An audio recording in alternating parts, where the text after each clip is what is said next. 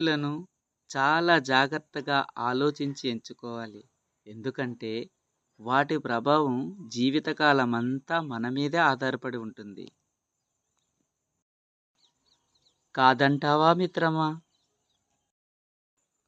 కొన్నిసార్లు ఏ దారి లేనట్టే కనిపిస్తుంది. కానీ భయపడకు. ధైర్యంగా నువ్వు నడిచే అడుగులే కొత్త మార్గాన్ని సృష్టిస్తాయి. గుర్తుపెట్టుకో నేస్తం. కానివారు చేసిన మోసం కంటే అయినవారు చేసిన మోసం మన గుండెల్ని పిండేస్తుంది. కాదంటావా మిత్రమా?